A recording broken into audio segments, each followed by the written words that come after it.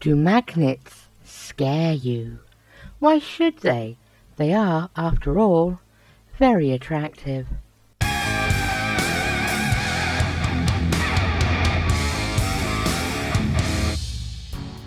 Hey folks, Autumn Witch here, and today we are going to see how simple it is to make the most out of some Terminators. No, they're not the new scale ones, because these are for my Deathwing army, which is in the old scale, but the technique will be identical for the new kit, indeed for pretty much every armoured kit out there, sort of. Now, many of us care about the loadouts on our models, matching our war gear options in-game, known as WYSIWYG, or what you see is what you get, WYSIWYG. This is a handy way to not only add to the immersion of the game, but also to keep track of what war gear is in play. Personally, I like to spend more time looking at the models than the paperwork. There is also a cost-saving element here. Kits come with loads of weapons options, but you end up with a ton of them left over after building the models. Now, either you can 3D print some more bodies, or magnetize them so that any model can take any loadout. Not that I would ever do the first one. Honest. I'm not normally one to complain about a well-stocked bits box, but it would be nice to use more than half the plastic in any given kit. Whilst on spindlier or scrawnier models, there may be less you can do with magnets, but if you have a chunky dude in Space Marine armor or some big tanks, you can magnetize them quite easily. And I'll show you how even an idiot like I can do it. First off, I grabbed some magnets off of Amazon. These are 3mm diameter and 1mm deep. I got 50 for £5 and 57 new pence. Bargain. Pin vices are basically small hand drills with interchangeable drill bits. This is what I use for drilling pilot holes. These are super handy things for pinning awkward parts of various kits too. The bit itself is the same diameter as the magnets, so they should get a tight fit. I actually misjudged the width of the bit. It is 3.5mm. However, the larger bit on my pin vise is 3mm, and you'll see me struggle a bit at first, but it sorts itself out. Autumn Witch, struggling to do a simple task? That's unheard of.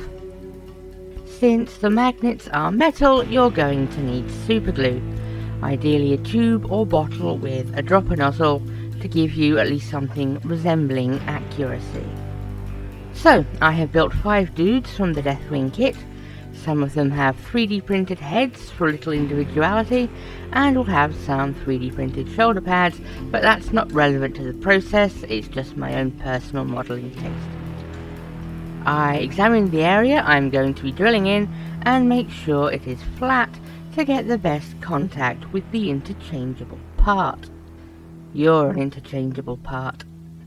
Handily, the points where the pieces meet are clearly defined on the model, so it's easier to judge where to drill. First, I go in dead center with my smaller bit to make a pilot hole. This will help guide the larger bit.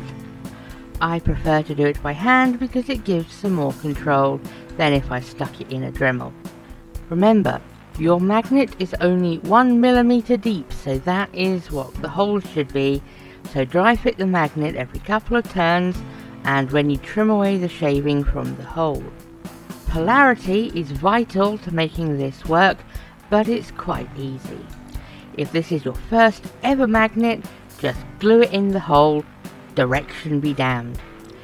Then before you glue anything, take a second magnet and let it snap to the already mounted one. The magnet is now ready to be set in the matching piece. Leaving the magnet attached to its counterpart, I superglue the hole in the matching part, ready for the old slip and slide. I place the component over the magnet so the arm and the torso are flush to each other. I wait a moment for the glue to do its thing on the magnet, then quickly slide it off, not pulling it, sliding it. This stops the magnet just jumping straight out of the glue and out of the hole and back onto the original magnet. Make sure both magnets are flush where the components join. It takes a little time to get the knack of it, and it works better if the hole is snug for the magnet. But after that, then it's just rinse and repeat for all the other options. And here it is, 5 minis ready to take any weapon option from its own kit or a compatible kit without having to buy multiple copies for multiple loadout options. Save space, save money, save the planet, slay the heretic and hunt the fallen. If you liked this video, please click the buttons, and if you think someone else might find it helpful, do bung them a link. I am Autumn Witch, and I'll catch you next time on Bleeding Tree Gaming.